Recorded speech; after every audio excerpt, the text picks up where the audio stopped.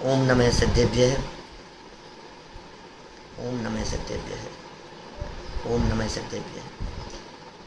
दिन रात आत्मा का चिंतन, मृदु संभाषण में वही कथन।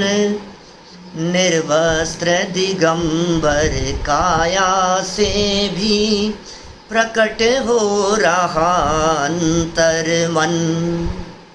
कैसे होते हैं हमारे महामुनिराज, कैसे होते हैं दिगंबर संत, कैसे होते हैं हमारे गुरु। अरे जैसे वो वीतरागी गुरु थे, वीतरागी गुरु हुआ करते हैं, दिगंबर संत हुआ करते हैं। हमारे गुरुदेव श्री भी दिन रात आत्मा का चिंतन करने वाले, आत्मा की ही धुन जिनके दिलो दिमाग में सवार रहती थी, ऐसे थे हमारे गुरुदेव। यद्यपि वे सवस्त्र थे, लेकिन निर्वस्त्र दिगंबर संतों जैसा काम कर गए हमारे लिए। वे दिगंबर अवस्था में नहीं आए, दिगंबर अवस्था को अंत समय तक धारण नहीं कर पाए, ये अलग मैटर है। लेकिन कपड़े रहते हुए भी कपड़ों से भिन्न और देह से भिन्न आत्म तत्व का अनुभव करके उन्होंने जन जन को अनुभूति का मार्ग दिखा दिया। सोचिए, गुरुदेव नहीं होते तो आज क्या होता। आज की इस गोष्ठी में मेरा विषय है, गुरुदेव ना होते तो आज क्या होता। नहीं होते गुरुदेव, क्या कर गए गुरुदेव, क्या दे गए गुरुदेव। गुरुदेव नहीं होते तो आज हमारे को क्या यह तत्व मिल पाता जो तत्व ज्ञान हमारे को उपलब्ध है। देखो, जिनवाणी में ये सारी बातें उपलब्ध है, गुरुदेव ने कुछ नया नहीं बतलाया। मैं तो कहता हूँ कुंदकुंदाचार्य देव ने भी कुछ नया नहीं बतलाया, भगवान महावीर स्वामी ने भी कुछ नया नहीं बतलाया। वही तो बतलाया महावीर भगवान ने जो ऋषभ देव से लेकर पार्श्वनाथ तक के 23 तीर्थंकर बोल चुके थे। वही तो बतलाया कुंदकुंदाचार्य देव ने जो तीर्थंकरों की वाणी में आया था। वही तो बतलाया गुरुदेव ने जो प्राचीन काल से जिनवाणी में उपलब्ध था। लेकिन फिर भी सुनो, 2000 वर्षों से जो जिनवाणी हमारे पास में उपलब्ध थी वो तिजोरियों में बंद थी, वो ग्रंथ भंडारों में बंद थी। यदि गुरुदेव नहीं होते तो उन ग्रंथों को खोल करके बताने वाला कौन होता। यदि गुरुदेव नहीं होते तो ये बात कौन कहता कि मैं जो बात कह रहा हूँ उस बात को तुम खोलो, तुम पढ़ो। भाई साहब, गुरुदेव ने ग्रंथों को खोल खोल करके पढ़ना सिखाया। ऐसा नहीं है गुरुदेव के पहले शास्त्र सभाएं नहीं चलती थी। शास्त्र सभाएं चलती थी, प्रवचन सभाएं चलती थी। एक विद्वान बैठ करके प्रवचन करता था, कोई प्रथमानुयोग का ग्रंथ बाँच देता था और सामने बैठे हुए बहुत सारे बूढ़े बुजुर्ग लोग ऐसे गर्दन नीचे करके कुछ कुछ सुन लेते थे। वो क्या बाँच रहा है, शास्त्र में क्या लिखा है, कुछ पता नहीं। गुरुदेव ने कहा, सुनो, मैं जो पढ़ रहा हूँ यहाँ से तुम्हारे सामने किताब होनी चाहिए। एक एक व्यक्ति के हाथ में पुस्तक होनी चाहिए, एक एक व्यक्ति के हाथ में किताब होनी चाहिए। मैं कह रहा हूँ उसके भरोसे मत चलना, ये बात लिखी है या नहीं तुम अपनी आँखों से देख करके, अपनी आँखों से पढ़ करके प्रमाणित करो। पढ़ने की परंपरा नहीं थी भाई साहब। ये गुरुदेव का बड़ा योगदान है जो ग्रंथ लेकर के पढ़ना गुरुदेव ने सिखाया। गुरुदेव यदि नहीं होते तो समय सार, प्रवचन सार जैसे ग्रंथ, मोक्ष मार्ग प्रकाशक जैसे ग्रंथ भी आज दर्शन की विषय वस्तु रहते। दक्षिण भारत में जाते हैं और जा करके ओह साहित्य के क्षेत्र के दर्शन कर आते हैं, बस शास्त्रों के दर्शन कर आते हैं। बड़े पंडित, इनका राजेंद्र पंडित जी का भजन है ना, पूज्य गुरुदेव ना होते तो आज क्या होता।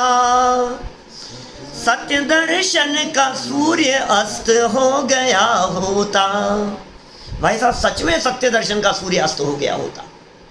राग से भिन्न, देह से भिन्न, शुद्ध विशुद्ध आत्म तत्व की चर्चा, त्रिकाली ध्रुव गया है भगवान आत्मा की चर्चा।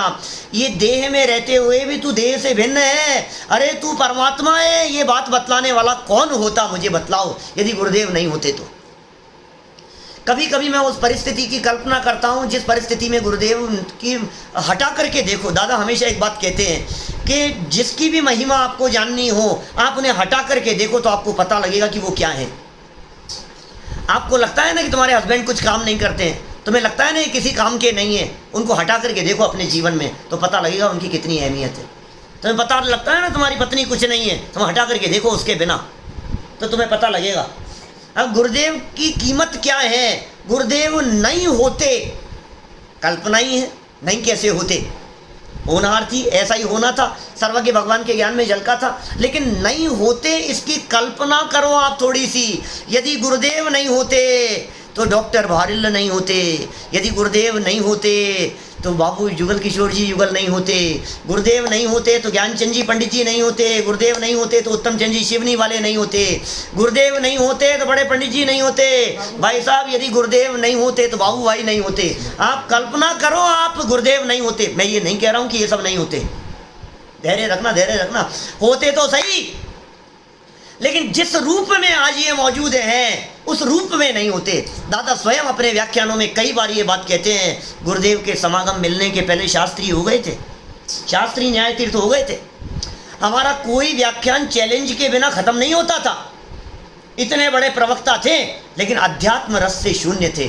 गुरुदेव नहीं होते तो अध्यात्म की बात कौन बतलाता।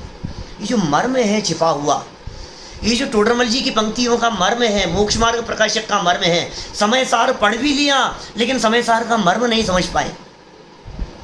आत्मा शब्द भी बोल दिया, आत्मा परमात्मा के भेद प्रभेद भी बतला दिए, 7 तत्व भी बतला दिए, लेकिन 7 तत्वों के पीछे छिपा हुआ जो मर्म है वो मर्म कौन बतलाता। गुरुदेव ने क्या दिया हमारे को, मैं कहता हूँ क्या नहीं दिया गुरुदेव ने हमारे को। निश्चय व्यवहार गुरुदेव ने समझाया, निमित्त उपादान गुरुदेव ने समझाया, 4 अभाव गुरुदेव ने समझाए, 5 भाव गुरुदेव ने समझाए, 6 सामान्य गुण गुरुदेव ने समझाए, द्रव्य गुण पर्याय का स्वरूप गुरुदेव ने समझाया, वस्तु स्वरूप गुरुदेव ने समझाया। अरे आत्मा को परमात्मा के रूप में कैसे देखें ये गुरुदेव ने समझाया। कभी कभी तो मैं इस लेवल तक जाकर के बात करता हूँ कि आज गुरुदेव की परंपरा के कोई भी विद्वान क्यों नहीं दिखाई देवे, चारों तरफ जितने विद्वान दिखाई देते हैं, जब भी आत्मा शब्द का प्रयोग करते हैं ना, ऑटोमेटिक उनकी भाषा में निकलता है भगवान आत्मा, भगवान आत्मा, भगवान आत्मा। कहाँ से आ गया है भगवान आत्मा। अमृत चंद्राचार्य ने टीका में एक स्थान पर, एक ही टीका में 2-3 स्थान पर, 72वीं गाथा की टीका में, माने अमृत चंद्राचार्य देव ने बहुत अल्प में आत्मा के पहले भगवान शब्द का प्रयोग किया, और वो भगवान शब्द का प्रयोग गुरुदेव की वाणी में इतना ज़्यादा बढ़ चढ़ करके आ गया सामने कि आज जब भी आत्मा शब्द का प्रयोग करते हैं तो भगवान आत्मा निकलता है। और मुझे यह कहने में रंच मात्र भी अतिशयोक्ति महसूस नहीं होती है कि वर्तमान युग में आत्मा की प्रतिष्ठा भगवान के रूप में यदि करने वाले कोई संत हुए तो वे सोनगढ़ के संत हैं। आत्मा को भगवान के रूप में उन्होंने प्रतिष्ठित किया। अरे तू भगवान है, तू परमात्मा है, तू अपने आप को देख, तू है कौन, तेरा क्या स्वरूप है। भगवान से कम समझना यह अपराध है तेरा। ये कहते हैं हमने किसी व्यक्ति को परमात्मा से कम देखा हो तो ये हमारी भूल है, हम क्षमा चाहते हैं उसके लिए। हमें कोई जीव परमात्मा से कम नहीं दिखाई देते हैं। क्या किया गुरुदेव ने। ये जो शिविर लगते हैं ना, ये शिविर लगना गुरुदेव की देन है। किसी भी परंपरा में लगते हो शिविर नहीं होते भाई साहब। शिविर शब्द होता क्या है ये गुरुदेव की देन है। नहीं होते तो आप शिविरों की कल्पना नहीं कर सकते थे। बोलो, विद्यालय नहीं हो सकते थे। ये टोडरमल महाविद्यालय ये गुरुदेव की देन है, गुरुदेव की देन है भाई साहब। टोडरमल महाविद्यालय, टोडरमल दिगंबर जैन सिद्धांत महाविद्यालय, ये गुरुदेव की प्रेरणा से, गुरुदेव के निर्देशन में, गुरुदेव के शुभ आशीर्वाद से ये टोडरमल दिगंबर जैन सिद्धांत महाविद्यालय की स्थापना हुई, बना टोडरमल स्मारक।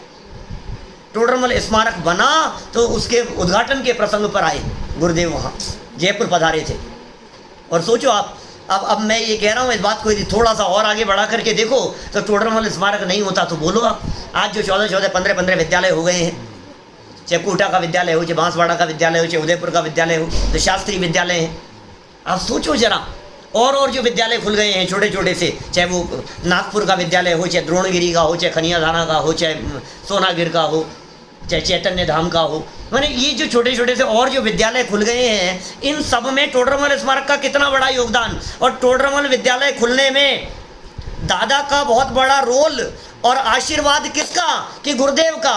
गुरुदेव नहीं होते तो दादा जैसे विद्वानों को, ऐसे बड़े बड़े जितने जो विद्वान दिखाई देते हैं, इन विद्वानों को ये अध्यात्म की दृष्टि नहीं मिलती।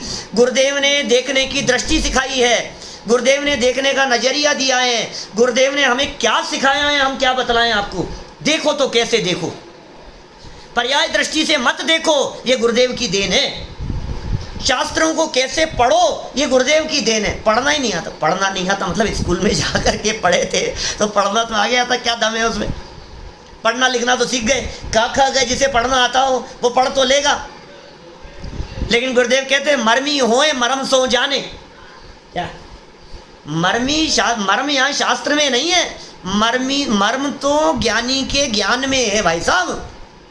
तो ज्ञानी के ज्ञान में मर्म हुआ करता है। और भाई गुरुदेव तो सच में जिस तत्व का अनुभव करते थे वही तत्व की चर्चा उनकी वाणी के माध्यम से निकलती थी। सुनी सुनाई बातें नहीं करते थे। उनकी वाणी में जो धारा प्रवाहपन था वो कुछ अलौकिक था, वो कुछ अद्भुत था। वे जब बोलते थे तो ऐसे लगता था जैसे सच में अंदर से निकल रही है उनकी वाणी। उनकी बात मानो उनके एक एक शब्द, उनके वाक्य आत्मा को स्पर्श करके निकल रहे हैं। कैसा गुरुदेव की वाणी हुआ करती थी, प्रभावित नहीं होते थे। आज तो हम क्या हैं, 3 आदमी बैठे हों तो भाषा अलग तरह की निकलती है, 30 बैठे हों तो अलग तरह की निकलती है, भरी सभा में बोल रहे हो तो अलग तरह से बोलते हैं। सुनने वाले जिस तरह से हो उस तरह की हमारी बात निकलती है। बोलो जबान से, सोचो जरा। जैसा सामने माहौल दिखाई देता है, मंद बुद्धि लोग हों तो अलग प्रकार से कहते हैं, नए नए लोग हों तो अलग प्रकार से कहते हैं, गहरे अभ्यासी हो तो अलग प्रकार से कहते हैं। अरे गुरुदेव ने कहा कि सुन, त्रिकाली ध्रुव ज्ञायक भगवान आत्मा से नीचे बात करनी नहीं। सामने चाहे गांव के किसान बैठे हुए हों, चाहे बड़े बड़े विद्वान बैठे हुए हों, बात करनी तो ज्ञायक भगवान आत्मा की बात करनी। बोलो, श्रोताओं से अप्रभावित। गांव में जाकर के बात करेंगे तो भी उस धुन के अंदर बोलेंगे। अभी हम लोग वहाँ दक्षिण भारत यात्रा के लिए गए थे, फेडरेशन की यात्रा निकली थी पिछले साल। तो वहाँ जाकर के उन्होंने व्याख्यान किया तमिल में, तमिल भाषियों के बीच में। एक व्यक्ति तमिल समझने वाला, सारे लोग तमिल समझते हैं, गुरुदेव तमिल में बोल नहीं सकते। हिंदी समझने वाला कोई नहीं है और गुरुदेव हिंदी में व्याख्यान कर रहे हैं और वही धुन सवार है, बस उसी धुन में। हूँ परमात्मा छू हेम नक्की कर, हूँ परमात्मा छू हेम नक्की कर। क्या जेल में जाकर के व्याख्यान करते हैं तो उन लोगों को भी वही भगवान आत्मा समझा रहे हैं, तुम भगवान आत्मा हो, तुम अपराधी नहीं हो, तुम पापी नहीं हो। मुझे समझ में नहीं आता है गुरुदेव क्या व्यक्तित्व थे। भाई साहब, ये साधारण बात नहीं है। गुरुदेव ने जिस परंपरा में जन्म लिया था उस परंपरा में ये बातें नहीं थी। उस परंपरा में समय सार नहीं था कुंद कुंदाचार्य देव का। उस परंपरा में टोडरमल जी का मोक्ष मार्ग प्रकाशक ग्रंथ नहीं था। ये तो कोई पूर्व के संस्कार थे उनके, जो वे लेकर के आए थे। कोई पूर्व के संस्कार लेकर के आए थे। उसके बिना नहीं होता है, उसके बिना नहीं होता है। भाई साहब, क्या दे गए वे गुरुदेव हमारे को। वे अपनी वाणी से भी दे गए, वे अपने जीवन से भी दे गए। निश्चय और व्यवहार का जैसा सुमेल गुरुदेव के जीवन में दिखाई देता है, आज बड़े बड़े महात्मा त्यागियों के जीवन में उस तरह का सुमेल देखना दुर्लभ दिखाई देता है जैसा सुमेल गुरुदेव के जीवन में था। अंदर से देखने की दृष्टि दे गए और बाहर में जीवन जीने की कला सिखा गए। गुरुदेव नहीं होते तो आज क्या होता, क्या होता, क्या हम कुछ नहीं होते, कुछ नहीं होते। गुरुदेव के बिना हम क्या होते। न शास्त्र पढ़ पाते, न समझ पाते, न आत्मा परमात्मा की बात समझ पाते, न भेद विज्ञान की चर्चाएं समझ पाते। अरे सम्यक दर्शन की चर्चाएं वर्तमान युग में करने वाला कोई दूसरा नहीं होता, क्या दुर्लभ होता। बोलो, सम्यक दर्शन की चर्चाएं करने वाले कौन होते। यदि गुरुदेव नहीं होते तो हमें ये दृष्टि नहीं मिलती। लोग कहते हैं आपको क्यों महिमा आती है गुरुदेव की, इतनी महिमा क्यों आती है, आपने गुरुदेव को देखा है क्या। ये तो नहीं, गुरुदेव को देखा नहीं हमने। आपने गुरुदेव को नहीं देखा तो मैं आपसे ये पूछ रहा हूँ, फिर आपको गुरुदेव की महिमा क्यों आती है। जब आपने गुरुदेव को लाइव सुना नहीं तो आपको महिमा क्यों आती है। क्योंकि गुरुदेव के प्रवचन जो वर्तमान में अनंत भाई सेठ आदि के माध्यम से जो प्रचारित प्रसारित किए गए, जो वर्ड टू वर्ड सामने आ गए हैं, इनको सुनकर के गुरुदेव की महिमा आती है। इसलिए नहीं आती कि उन्होंने बतलाया, इसलिए महिमा आती है कि गुरुदेव ने अपनी बात नहीं कही, गुरुदेव ने मेरी बात बतलाई, गुरुदेव ने मेरे गीत गाए। 45 वर्षों तक गुरुदेव सभा में बैठ करके क्या व्याख्यान करते रहे। 45 वर्षों तक गुरुदेव ने किसी और की चर्चा नहीं की, उन्होंने मेरी चर्चा की है कि संजीव तुम आत्मा नहीं, तुम परमात्मा हो, तुम जीव नहीं, तुम भगवान हो। जो मेरी महिमा गाए, जो मेरी महिमा का बखान करे, मुझे उनकी महिमा कैसे नहीं आए। बोलो, इस वर्तमान काल को, इस पंचम काल को चौथा काल बना दिया भाई साहब गुरुदेव ने। यदि गुरुदेव नहीं होते तो ये पंचम काल वैसा काल होता जिसके बारे में विभीषण ने ये बात कही कि चौथे काल के अंदर जन्म लेना महापापियों का काम है। पंचम काल में जन्म लेना, सॉरी, ये पंचम काल में जन्म ले मैं, यदि मेरे मन में खोट हो तो। विभीषण ऐसा कह रहे हैं रामचंद्र जी से बात करते समय, माने ये पंचम काल कितना खोटा काल है और हम बहुत भाग्यशाली अनुभव करते हैं। कभी कभी सोचते हैं कि यदि हम आज के 125 साल पहले जन्म ले लिए होते तो कुछ नहीं मिलता, और कभी कभी ऐसा लगता है कि आज के 100, 200, 500 साल बाद में जन्म लेते तो भी पता नहीं क्या मिलता। हम इतने भाग्यशाली हैं कि हम गुरुदेव के काल में हमारा जन्म हुआ। हम इतने भाग्यशाली हैं, पहले वालों को भी नहीं मिला और आगे वालों को भी पता नहीं क्या मिलेगा, लेकिन हमें जो ये गुरुदेव ने बात बतला दी है ये प्योर माल मिल गया है। ये आगमों को में से उन्होंने परमागम निकाल दिया है, ये अध्यात्म की चर्चाएं निकाल करके हमारे सामने प्रस्तुत किया है। सच में गुरुदेव का अनंत अनंत अनंत अनंत उपकार है। ये जगत के जीव जो गुरुदेव को नहीं समझते हैं वो कितनी तरह की भ्रांतियाँ समझते हैं। एक बार गुरुदेव के जीवन चरित्र को सुमत प्रकाश जी साहब ने जो 40-45 जो प्रवचन हैं उनके गुरुदेव का जीवन चरित्र जो उन्होंने पूरा कहा है आप उसे सुनो। अभी मैंने कुछ दिन पहले दादा से इंटरव्यू लिया, वीडियो अवेलेबल है यूट्यूब पर, तो आप उसको सुने। जितनी तरह की भ्रांतियां जगत में गुरुदेव के संदर्भ में चलती है सबके निराकरण की चर्चा की। भाई साहब गुरुदेव का उपकार जितना मानो उतना कम है, और हमारे तो अंश अंश में रग रग में गुरुदेव समाये हुए हैं। और गुरुदेव का परिचय जिन दादा ने करवाया है और जिन विद्वानों से हमारे को हुआ है वे भी हमारे लिए बहुत बहुत उपकारी हैं। ये गुरुदेव नहीं होते तो सच में आज हम कुछ भी नहीं होते। आज हम वही मिथ्यात्व, वही ग्रहित मिथ्यात्व, वही अनादिकालीन खोटी मान्यताओं और संस्कारों में उलझे होते। इसलिए सच में गुरुदेव नहीं होते ये कल्पना मात्र करना भी अत्यंत कष्टदायक होता है। रोंगटे खड़े कर देने वाली ये दृश्य दिखाई देते हैं। गुरुदेव नहीं होते तो क्या होता, क्या हालत दिखाई देती।